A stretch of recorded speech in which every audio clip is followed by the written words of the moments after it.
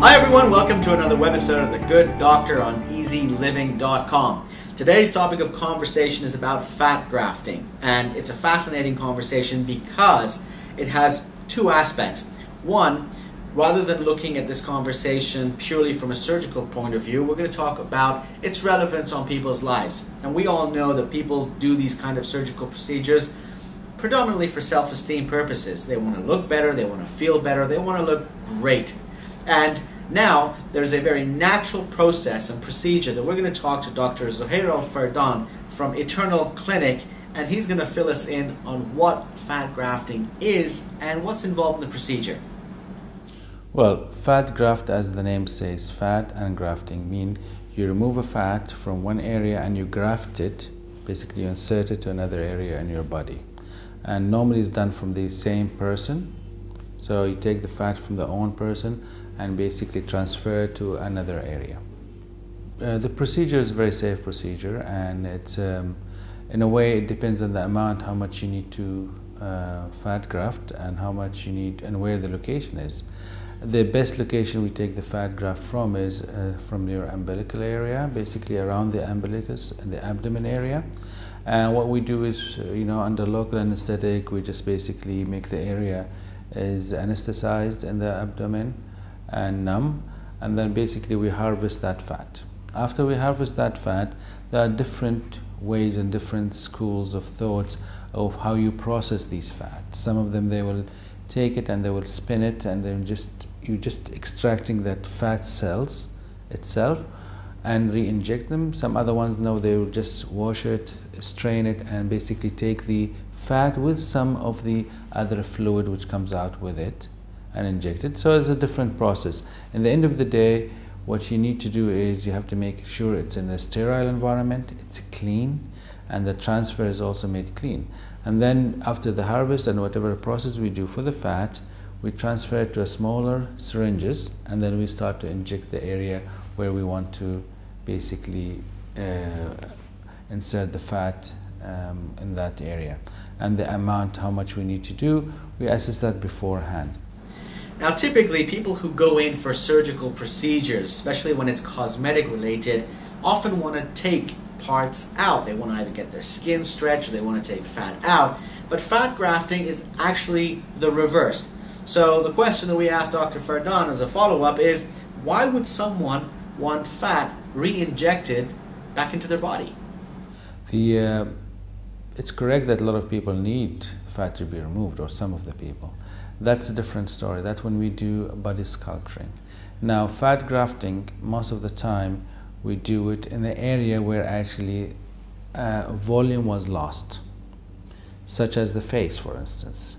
And as with the aging process, when you lose the fat pads, the normal fat pad in your cheek area, and then you start to lose the volume and the face become small and the skin becomes saggy. So once you refill that area, the stretch of that skin will become more better. Basically, it is actually now the volume which is lost is being replaced, and then it gives more a youth look of the face. So in previous webisodes that we've had a conversation with Dr. Zohair, we've asked him about fillers and procedures of such nature. Now we wanted to know what the difference was between a filler and fat grafting. And this is what he had to say. Well, the difference are mainly due to a few reasons. One of them, the fat is from your own body, is a natural product, so it's less likely to be basically rejected. And the other thing is it's available. You don't have to go and get chemicals or from the lab and all these other processed fillers. So its availability is there, and it's durable. It's more natural to your body and has a better natural feels to your body as well. And it's also longer lasting than the fillers. So now that you have a better understanding of what fat grafting is and how it compares to fillers, the question is, well, what are the pros and cons of getting this procedure? And Dr. Zohair was happy to answer this question. See, for a person who's not sure how much you want to do in replacing the volume, we have the non-permanent filler, which basically You put it, if the person doesn't like it, they have two options. One option is to dissolve it immediately, or to leave it there. Within 6 months or 8 months it will disappear. Whereas the fat, once you basically insert it and graft it, it's there, and the amount survives, it will stay there forever with you, and at least for a few years. So if you don't like it, there's no way of basically reversing that, except you have to go under surgery and try to basically to remove that liposuck, the fat you inserted, which is not easy, especially if it's in the face and the smaller areas. So this is the disadvantage of that one. The other thing is, once you put the fat, let's say in the face, if the person gain weight, that fat will also become bigger in the face. And if you lose weight, it will also lose it. Whereas with the filler, it doesn't change.